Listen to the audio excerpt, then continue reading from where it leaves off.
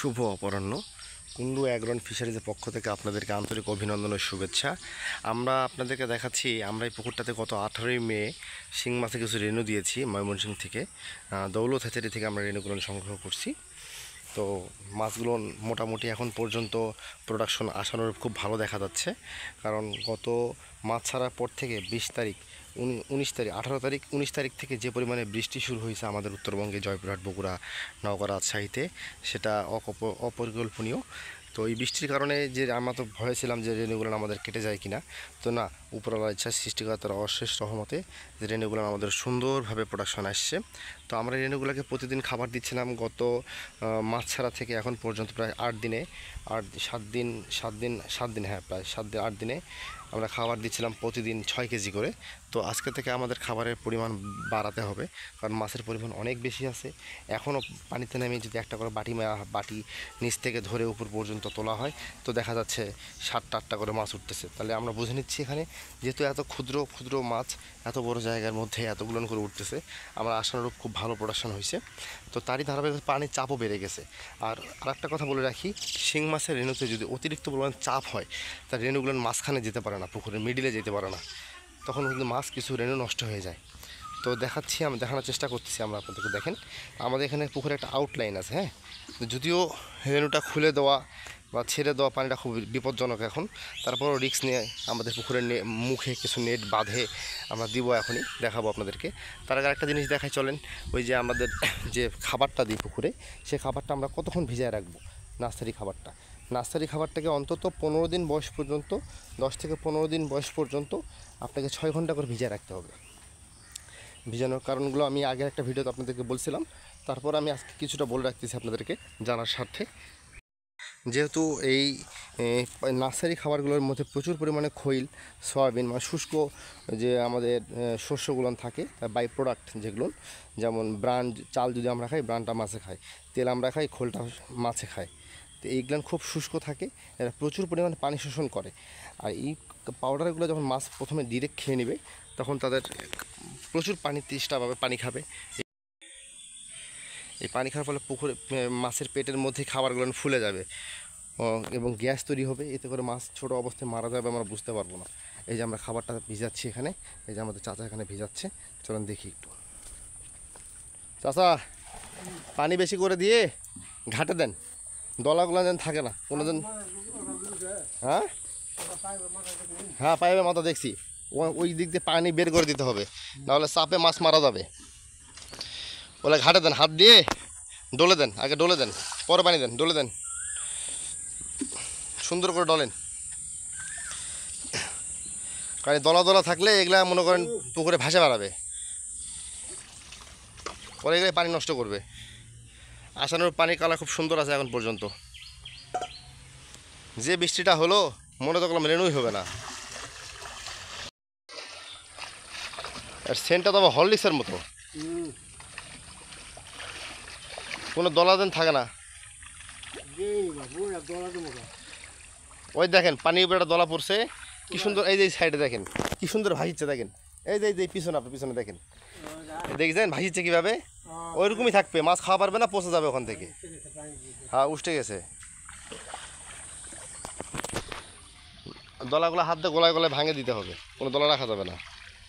আর পানি কিছু বের করে দেবে এখন, দেখি ওই নালাতে কিছু পানি বের করে দিই আউটলাইন দিয়ে, চাপে মাছ মারা যাবে। রেণু পানির প্রচুর চাপ হয়ে গেছে, যদিও রেণুর জন্য এত পানি লাগে না, বৃষ্টিটা হয়ে পানি বেশি হয়ে গেল, প্রচুর বৃষ্টি হলো তো 2 দিনে। আমরা কিন্তু এই খাবারটা মোটামুটি সন্ধ্যায় রাত্রে খাবার ভিজাচ্ছি, এটা এখন এই যে এভাবে ভিজিয়ে রাখতে হবে, তাহলে এই শুষ্ক খাবারগুলো পানি শোষণ করে নিয়ে খাবারগুলো এমনিতেই ফুলে যাবে। পরবর্তীতে মাছে খাবার যতটুকু লাগবে খাবে, কিন্তু তার পেটের মধ্যে খাবারটা ফুলবে না। এই জন্য আমরা অনেকেও বুঝতে পারি না, রেণু দেওয়া রেণু হয় না, রেণু কাটা যায়, বুঝতে পারি না, রেণুর প্রোডাকশন খারাপ হয়। তার একমাত্র কারণ হচ্ছে এই খাবার। ছোটো অবস্থায় প্রচুর পরিমাণে খাবে, পেটটা ফুলে মরে যাবে, তো দেখতে পারবেন না, বুঝতেও পারবেন না যে রেণু নষ্ট হয়ে গেছে। প্রথম কদিন খুব ভালো দেখা যাবে, পরবর্তীতে আসানোর রেণু পাওয়া যাবে না।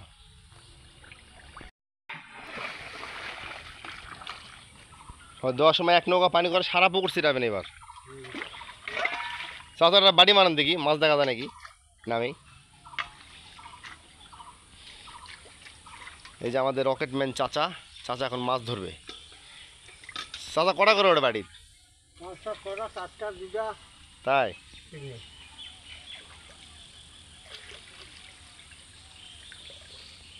হে, তাও একটা উঠছিলেন। দেখি দেখি দেখি, এই ঘোলা পানি ফেলে দেন, ঘোলা পানি ফেলে দেন, ভালো করে ফ্রেশ থেকে তোলেন। উঠছে তো, ওটা নিয়ে মিস করছে।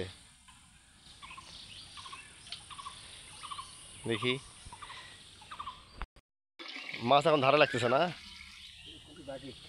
বাটির ধারে। হ্যাঁ হ্যাঁ হ্যাঁ, দেখি এই বাটি ফাঁক দিয়ে, দেখি নেটের ফাঁক দিয়ে দেন তো। আমি দেখলে বলে এই ফেলা ব্যাংক তো অনেক বড় হয়েছে। এই কটা উঠেছে দেখি, 5-6টা তুলে ফেলাছেন। এই সাইড দিয়ে দেন, এই সাইড দিয়ে দেন। এই যে আপনি এখানে তো বাড়ি ফাঁকা আছে, এই যে নেট ফাঁকা আছে, এখানে তো নেট, নেট দিয়ে বাড়ি সুদ্ধা দেন, ব্যাংক সুদ্ধা দেন, ব্যাংক সুদ্ধা দেন। ব্যাংকটাও দেখাই, অনেকে বুঝবে না। এই যে এই পাশটা তো এত বড় জায়গা ফাঁকা দেন। এই যে, এই যে ব্যাংক, এটা হচ্ছে বড় যেটা দেখা যাচ্ছে, এটা হচ্ছে ব্যাংক, ব্যাঙ্গাচি। যতই ভালো ইয়ে করেন না কেন, ব্যাঙ আপনার পুকুরে আসবেই, হবেই, এটাকে কোনোভাবেই নিয়ন্ত্রণ করা সম্ভব না, প্রকৃতির দান। তারপরও মাছ মোটামুটি 1টা 2টা 3টা দেখতে পাচ্ছি। এই যে দেখেন মাছ দেখতে পাচ্ছেন কিনা দেখেন, ছোট্ট, ফোনের ক্যামেরায় বোঝা যাচ্ছে কিনা আমাকে একটু কমেন্টসে জানাবেন। এই যে ছোট্ট ছোট্ট মাছ। চাচা মাছ তো মোটামুটি মোটাই হয়েছে। হ্যাঁ, পেটও নামিছে মাছের। হ্যাঁ তাই না? ধরেন, আজকে কিন্তু আমাদের মাছের বয়স 7 দিন, যেহেতু আমরা 18ই মে মাছ ছাড়ছি, আজকে 26শে মে, 7 দিনই ধরা যায়, 7 থেকে 8 দিন। 8 দিনের মাছ আমরা দেখানোর চেষ্টা করতেছি আপনাদেরকে, দেখেন। এবং এই পুকুর থেকে একবার বাজারি পর্যন্ত আমরা স্টেপ বাই স্টেপ ভিডিও আপনাদেরকে দেখাবো।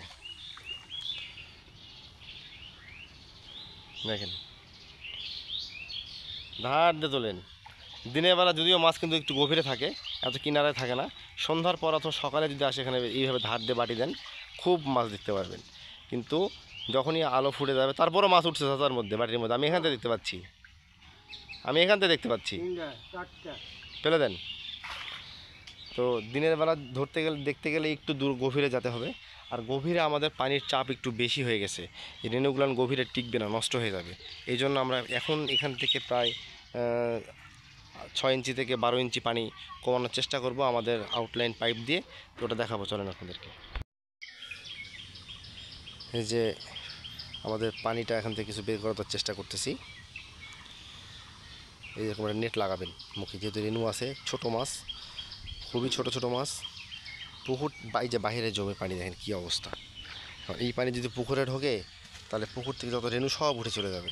আর পুকুর থেকে পানি বের হলে পুকুর থেকে কোনো মাছ বের হয় না, আর মাছ সবসময় স্রোতের বিপরীতে চলে।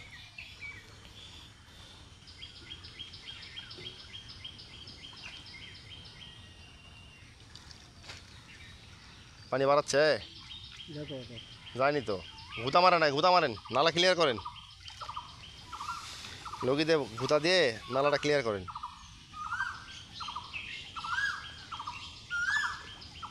ওই পারে তো জাম দেওয়া আছে।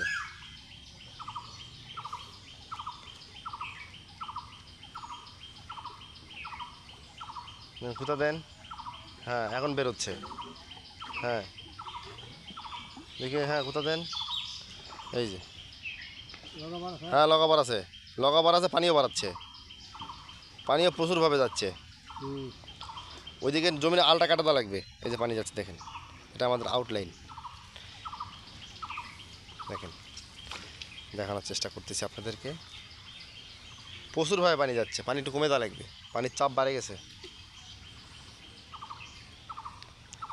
আমাদের পুকুরে রেণু দেওয়া আছে শিঙের, দেখেন এইভাবে পানিগুলো বের করে দিবে। যদি রেণু ছাড়া আবার প্রচুর পরিমাণে বৃষ্টি হয়, পানির চাপ মাঝখানে বেড়ে যায়, অবশ্যই পানি আপনাদেরকে 1 ফিট কমাই দিতে হবে। যতটুকু পারেন কমাই দিবেন, মিনিমাম 3.5-4 ফিট পানি রেখে বাদবাকি পানি কমাই দিবেন। যদি আমাদের এখন ওইভাবে পানি কমানোর সুযোগ নাই, তো আউটলাইন দিয়ে যতটুকু পানি বের করতে পারি আমরা, কারণ আমরা যদি মোটর লাগাই ছোটো রেনু নেটের ফাঁস দিয়ে, যদি কখনো নিচে কোনো নেটে ফুটাফাটি হয়ে যায় তাহলে মাছ আর থাকবে না, মোটর তো সব উঠে চলে যাবে।